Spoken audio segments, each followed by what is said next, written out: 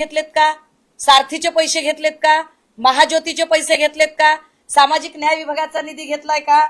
आणि अजून कुठला कुठला निधी घेतलाय? म्हणजे तब्बल 3,500 कोटी रुपये जर या एका योजनेसाठी पगारी मतदार तयार करण्यासाठी तुम्ही घेता आणि ऐन वेळेला तुम्हाला आता साक्षात्कार होतोय की ही योजना तुम्ही बंद करायची आहे. महत्वाची गोष्ट अशी की या सगळ्यांच्या मध्ये बघा गणित काय ते, एका महिलेला महिन्याला 1,500 रुपये मिळत आहेत, म्हणजे वर्षाला साधारणतः 18,000 रुपये. 92 लाख महिला वजा झालेल्या आहेत. 18,000 गुणिले 92 लाख रुपये जेव्हा आपण म्हणतो त्यावेळेला आकडा किती होतो? 1,65,600 कोटी रुपये. आकडे म्हणजे मला असं वाटलं की माझं चुकतंय, मला आकडा सांगता येत नाहीये. मी सकाळपासून 4 सीएनशी बोलले, वेगवेगळ्या चार्टर्ड अकाउंटंटची, आणि 4 चार्टर्ड अकाउंटंट कडून ही आकडेवारी पुन्हा एकदा व्हेरीफाय करून घेतली. 1,65,600 कोटी रुपये 92 लाख महिलांवर खर्च तुम्ही केलेत. कारण योजना 2-2.25 वर्ष झालं चालू आहे. आता तुम्ही 1 वर्ष तरी तुम्ही नक्की या लोकांना पैसे दिलेले आहेत. हे पैसे कुणाचे गेले? हे पैसे महाराष्ट्राच्या जनतेचे गेले. या पैशाचा हिशोब तटकरे कधी देणार आहेत? आदिती तटकरेंनी या भ्रमात अजिबात राहू नये की सुषमा अंधारे फक्त पत्रकार परिषद घेतील, इथे आकडे जाहीर करतील आणि पुढे काहीच बोलणार नाही. नाही, तुम्हाला पावसाळी अधिवेशनात मी कामच करू देणार नाही. कारण हे पैसे तुम्ही महाराष्ट्राच्या जनतेचे पैसे घेतलेत. फक्त एवढ्यावर नाही, कॅगने त्याच्या पुढचे एक निरीक्षण नोंदवले आणि ते फार महत्वाचं निरीक्षण आहे. कॅगने निरीक्षण नोंदवताना असं सांगितलंय की व्हर्च्युअल पर्सनल डिपॉझिट अकाउंट काय आहे? हे व्हर्च्युअल पर्सनल डिपॉझिट अकाउंट, एखाद्या योजनेला जर पैसे मंजूर झाले तर ते पैसे सरकारी तिजोरीतनं उचलले जातात आणि व्हर्च्युअल पर्सनल डिपॉझिट अकाउंट मध्ये ठेवले जातात आणि त्या योजनेला ते वापरले जातात. आता हे जे पैसे त्या खात्यातनं वापरायचे आहेत, व्हर्च्युअल पर्सनल डिपॉझिट अकाउंट मधनं जे पैसे वापरायचे आहेत, योजनेला किती मंजूर होते? तर 29,000. खर्च झाला 33,000. 3,500ची तूट. पण इथे किती पैसे ठेवले? कॅग सांगतं 15,586 कोटी रुपये. 15,586 कोटी रुपये हे तुम्ही जानेवारी ते मार्च 2025च्या काळात पैसे तिथं दिसत आहेत. नोव्हेंबरला इलेक्शन झालंय विधानसभेचं. 2024 नोव्हेंबर 2024ला इलेक्शन झालंय आणि जानेवारी ते मार्च 2025 मध्ये 15,586 कोटी रुपये कॅग सांगते की तुम्ही का ठेवलेत तुमच्याकडे, न सांगता ठेवलेत. जो खर्च तुम्हाला झाला नाही तो खर्च तुम्ही परत केला पाहिजे, पुन्हा आमच्याकडनं मागून घेतला पाहिजे. आमची कुठलीही तुम्ही परवानगी घेतली नाही आणि हे पैसे सरकारने आपल्या नियंत्रणाखाली घेतले कसे काय? प्रश्न माझा नाही, प्रश्न कॅगने विचारलाय की 15,586 कोटी रुपये एवढे पैसे राज्य सरकारने स्वतःच्या नियंत्रणाखाली का ठेवले? कुणासाठी ठेवले? हे पैसे कुठल्या कुठल्या योजनांना वापरता आले असते? मग हे पैसे इलेक्शनसाठी काढून ठेवले होते का? योजनांचा सगळीकडचा पैसा निवडणुका लढवायच्या म्हणून भाजपने हा पैसा बाजूला काढून ठेवला होता का? आणि हा पैसा नंतर तिथे दाखवलाच गेला नाही.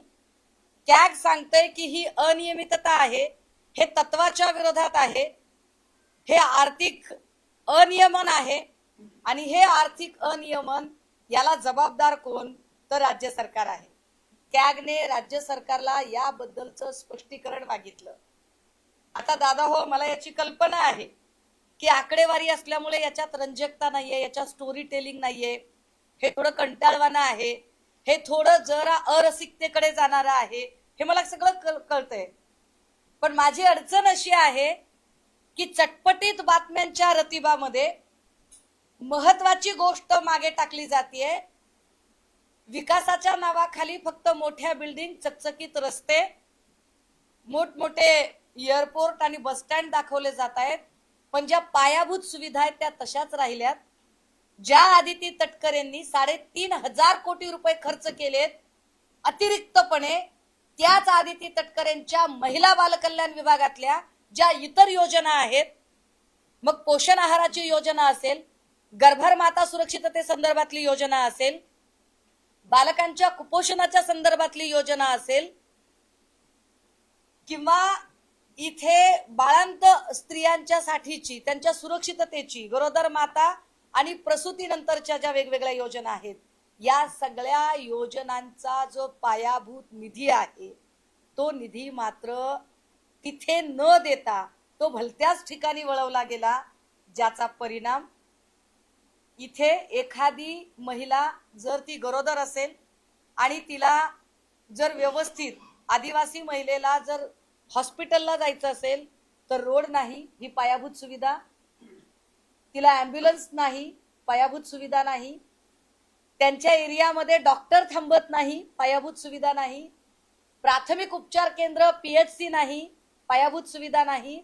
आणि या सगळ्या पायाभूत सुविधांकडे विकास विकास विकास म्हणून जे ओरडणारे लोक आहेत, आम्ही विकासासाठी निर्णय घेतलाय म्हणणारे लोक आहेत, या प्रत्येकाने या पायाभूत सुविधांचा मात्र अजिबात विचार केला नाही, चर्चा केली नाही.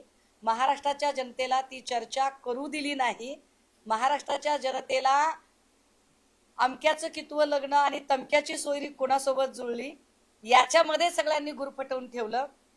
या पायाभूत सुविधांमध्ये जर खरंच लक्ष दिलं असतं तर कदाचित मोशी चाकण मधल्या सफाई कामगारांच्या साठीच्या योजना अधिक चांगल्या राबवता आल्या असत्या. मोशी चाकण मधली दुर्घटना सुद्धा टळली असती. फक्त मोशी चाकण मधलीच का बरं, तर महाराष्ट्रात ज्या अनेक ठिकाणी शाळांच्या दुरवस्था आहेत, शिक्षणावरचा जो वाढता खर्च आहे, एकूण जे वेगवेगळ्या प्रकारचे कर आहेत, म्हणजे आमच्या कराचे पैसे तुम्ही घ्यायचे आणि त्यातनं तुम्ही तुमच्या टिमक्या वाजवायच्या. आदिती तटकरे महिला बालकल्याण विकास मंत्री आहात तुम्ही, दरवेळेला तुम्ही तुमच्या वडिलांच्या छत्रछायेखाली लपता. आता आदिती तटकरेंनी काही उत्तरं दिली पाहिजेत. जे पैसे 3,500 कोटी रुपये जास्तीचे खर्च झाले, बरं तुम्ही अचानक योजना बंद केली आहे, म्हणजे तुम्ही 1,65,600 कोटी हे चुकीच्या लोकांना दिले. ज्या अर्थी तुम्ही म्हणताय की काही महिला या कृषी सन्मानच्या लाभार्थी होत्या, काही महिला शासकीय सेवेतल्या होत्या, काही महिलांच्या ठिकाणी पुरुषांनीच लाभ घेतला, काही महिला नोकरीवाल्या होत्या, काही महिलांच्याकडे चारचाकी होती. तुम्ही स्क्रुटनी केली नाही, तुम्ही याची तपासणी केली नाही. तुमच्या निवडणुकीत पगारी मतदार पाहिजे म्हणून तुम्ही घाईघाईने सगळ्यांना पैसे दिले. याचा अर्थ असा आहे की जर आता 1,65,600 कोटी रुपये वाचणार असतील तर आधी तुम्ही 1,65,600 कोटी वाया घालवलेले आहेत. आणि हे 1,65,600 कोटी रुपये हे कृपा करून समजून घ्या, राष्ट्रवादी काँग्रेस यांच्या खिशातनं गेलेले नाहीत.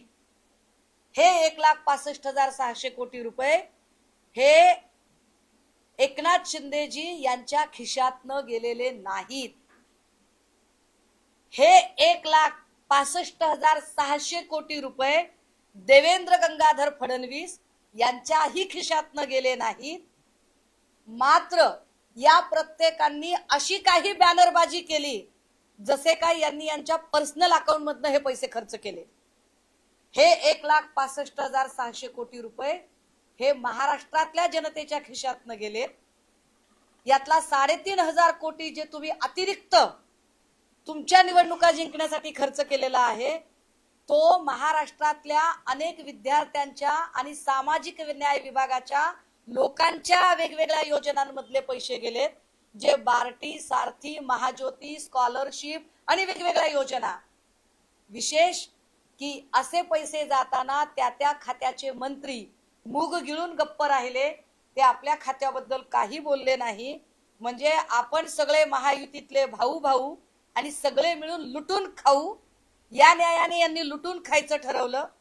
आणि यामध्ये महाराष्ट्राच्या जनतेला मात्र हे कळता कामा नये म्हणून देवेंद्रजी ज्यांनी त्या शब्दांना संसदीय प्रतिष्ठा प्राप्त करून दिली, आम्ही त्याला असंसदीय समजत होतो, देवेंद्रजींनी ज्या शब्दांना संसदीय प्रतिष्ठा प्राप्त करून दिली, असे देवेंद्रजींच्या पक्षातले कुत्ते आणि भाडेके टट्टे या संबंधाने एकही शब्द बोलले नाही आणि त्यांनी त्याचा प्रश्न विचारला नाही की हे पैसे कुठले आहेत, या पैशाचं नेमकं आता तुम्ही काय करणार आहात, ही तूट कुठून भरून काढली जाणार आहे. कारण हे सगळे संबंधित पक्षाचे देवेंद्रजीच्या भाषेतले भाडेके टट्टे हे हिंदू मुस्लिम मराठा ओबीसी वर्गीकरण विरोधी वर्गीकरण समर्थनार्थले अशी भांडणं लावून महाराष्ट्राला एका वेगळ्या ट्रॅकवर घेऊन गेले. महाराष्ट्राला विघटित करण्याचा यांनी ट्रॅक चालवला. पण महाराष्ट्रातल्या पायाभूत सुविधांच्या साठी आवश्यक असणारे पैसे भलत्या ठिकाणी वळवले, याची उत्तरं मात्र अजिबात दिली जात नाहीयेत. आधीच अर्थ खात्याला वाली नाही. आता दादा जाऊन बरेच दिवस झाले. जानेवारी 28 मध्ये घटना घडली आहे. 6 महिने वर झालेले आहेत. 6 महिन्यात अर्थ खात्याला वाली उरलेला नाही. अर्थ खातं राष्ट्रवादीच्या कोट्यात जाणार की भाजपच्या कोट्यात जाणार हे तुमचं तुम्ही ठरवून घ्या, की अजून रात्रीच्या बैठकीत काही नवीन ठरलंय ते तुमचं तुम्ही ठरवून घ्या, आम्हाला नकाच सांगू.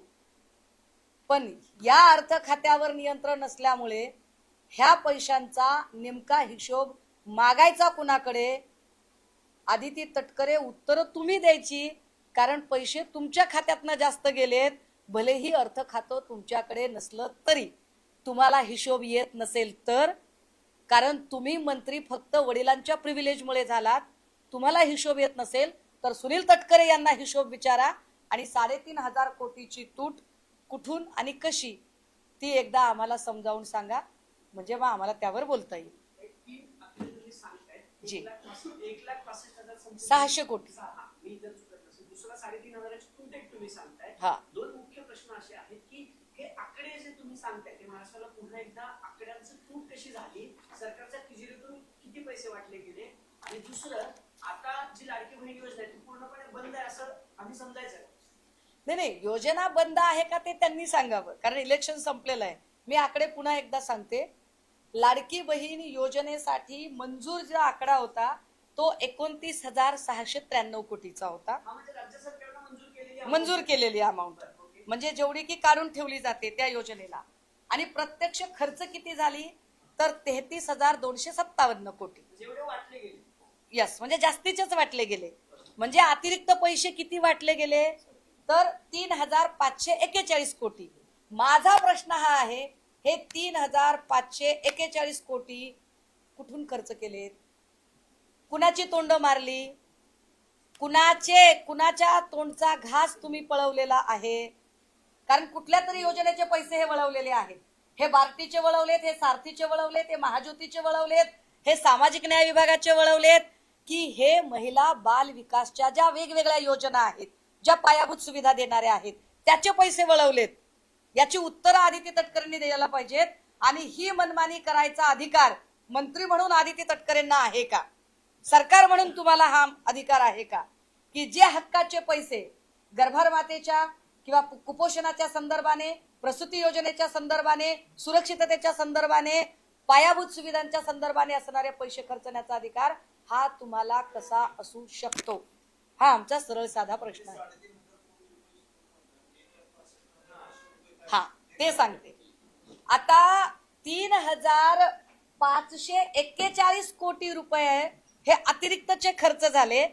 जेव्हा आदिती तटकरे आणि या सगळ्या सोकोळ लोकांच्या लक्षात आलं की अरे पैसे तर खूप जास्त चाललेत आपले, निवडणूक जिंकण्यासाठी आपण आधी खर्च केला इथपर्यंत ठीक आहे, पण आता निवडणूक नाहीये, मग पैसे कशाला खर्च करायचे.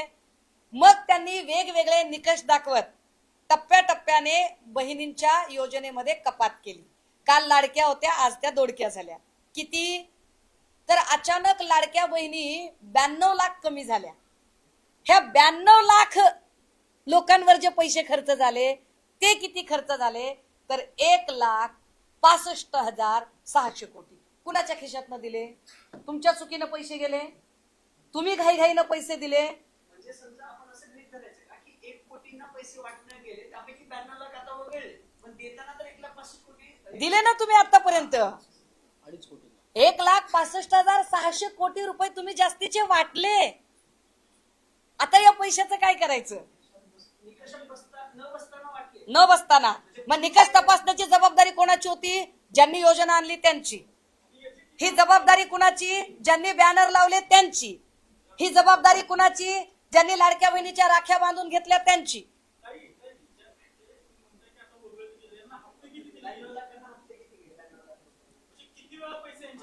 हा बघा, आता योजना चालू होऊन 2.25 वर्ष झाली. साधारणतः 3 टप्प्यात बहिणी वगळल्या गेल्या. आधी 70 लाख, मग 12 लाख, मग 10 लाख. बरोबर आहे? म्हणजे साधारणतः 1 वर्षाचे म्हणजे 12 हप्ते तरी निश्चितपणे या सगळ्यांना गेलेले आहेत. आणि मी फक्त 12च हप्त्यांचा हिशोब सांगितलाय. तो कसा? महिन्याला 1500, 1500 गुणिले 12 महिने झाले 18,000, 18,000 गुणिले 92 लाख होतात 1,65,600 कोटी. जे तुमच्या ढिसाळ नियोजनामुळे अजिबात तुम्ही त्याची स्क्रुटनी केली नाही.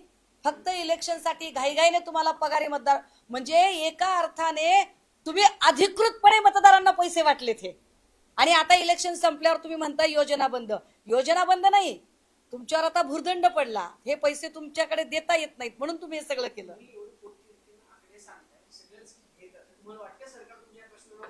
ऐका, हे आकडे मी सांगत नाहीये. कॅगने मागितलाय खुलासा त्यांना.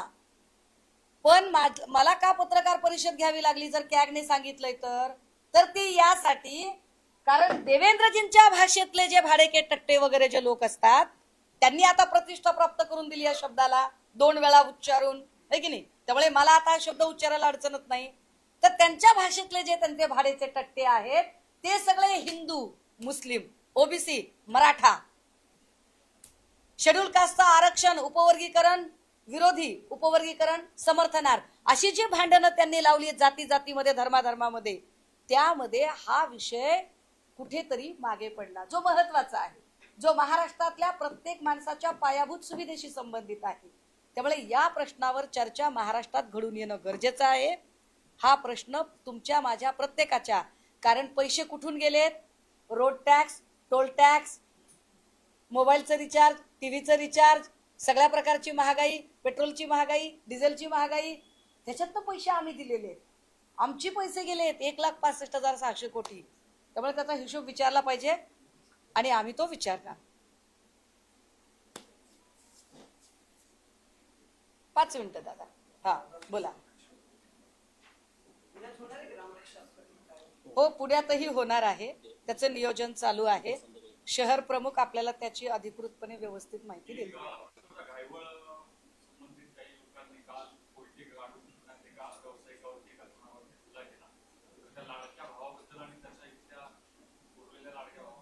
नाही, काय आहे, राज्याचे गृहमंत्री देवेंद्र फडणवीस साहेब रात्रीच्या बैठका घेण्यात खूप व्यस्त आहेत.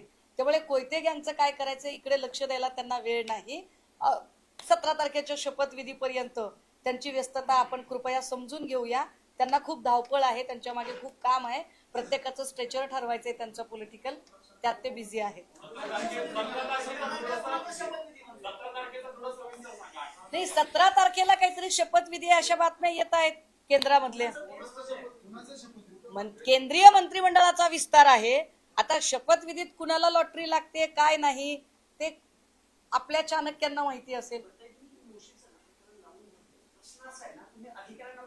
स्थानिक आमदार आहेत किंवा तिथले सगळे राजकारणी आहेत, त्यांचा संबंध येतोय का या प्रकल्पाशी कुठेतरी, आणि त्यांना वाचवण्यासाठी सगळं केलं जातं असं तुमचा आरोप आहे का?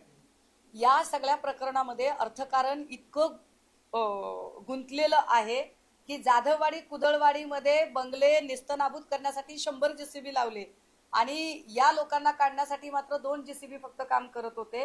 अँटोनी कंपनीचा प्रकल्पाचा कालावधी संपलेला होता, तरीही अँटोनी प्रकल्प तिथे चालू होता. बाजूला असणारी खान आणि तिथं घेत असणारे ब्लास्ट, या ब्लास्टमुळे जे तडे गेले डोंगराला, त्यामुळे ते सगळं खाली आलं होतं. पण यावरती चकार शब्द आयुक्त बोलले नाही. आयुक्तांकडून एक अधिकृत निवेदन प्रकाशित होणं अपेक्षित होतं, पण त्यांनी ते केलं नाही. मला हा दाट संशय आहे आणि यावर चौकशी झाली पाहिजे. आयुक्त सूर्यवंशी, प्रकल्प अधिकारी संजय कुलकर्णी आणि अँटोनी लारा रिन्युएबल कंपनी या तिघांचं काय आर्थिक गुळपीट आहे हे शोधून काढलं पाहिजे आणि त्यासाठी आयुक्त सूर्यवंशी आणि प्रकल्प अधिकारी संजय कुलकर्णी यांना तात्काळ निलंबित केलं गेलं पाहिजे. मी 2 दिवसांपासून या संबंधाने डीसीपी आणि सीपींशी बोलतेय आणि माझ्या माहितीप्रमाणे काल त्यांनी समन्स जाहीर केलेत. आज काहींना खुलासे सुद्धा मागवलेले आहेत.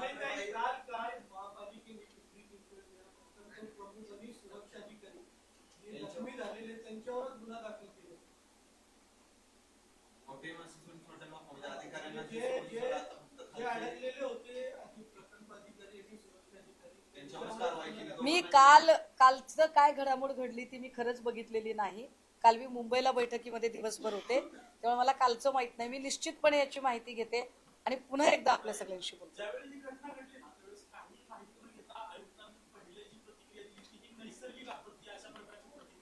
नाही, मुळात आयुक्त इतके बेजबाबदारपणे वागलेले आहेत की जे आयुक्त कुदळवाडी आणि जाधववाडीच्या बंगल्यांसाठी तत्परता दाखवतात ते आयुक्त या कचऱ्याच्या संबंधाने बरोबर 5 जूनला पर्यावरण दिनाच्या दिवशी चिमणी पडते पण ते अजिबात त्याकडे लक्ष देत नाही.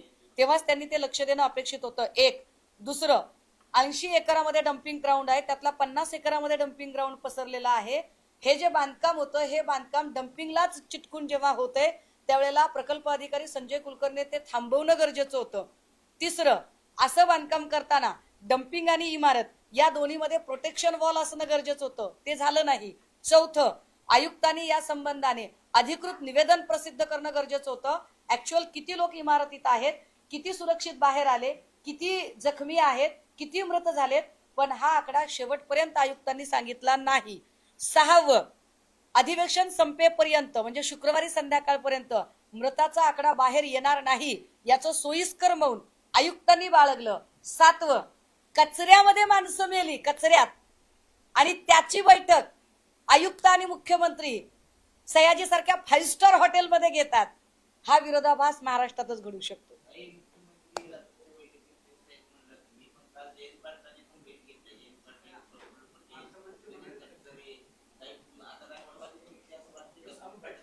ऐका पटेल प्रफुल्ल पटेल हे अमेरिकेला मॅच बघायला निघून गेलेत अशी काहीतरी माहिती माझ्या कानावर आली. आता मी म्हटलं ना की रात्रीच्या ज्या बैठका आहेत त्या देवेंद्रजी फार बिझी आहेत, त्यामुळे राज्यातला कायदा सुव्यवस्था याच्यावर कोणीतरी दुसऱ्यांनी काम करण्याची गरज आहे. कदाचित त्याच संदर्भात आपला कायदा सुव्यवस्थेचा कार्यभार ते खातं दुसऱ्या कोणाला तरी सोपवायचंय यासाठी काही बैठक झाली का त्यांना माहिती. रामरक्षा उद्या संध्याकाळी 5 वाजता कसबा गणपतीपासून चालू होणार.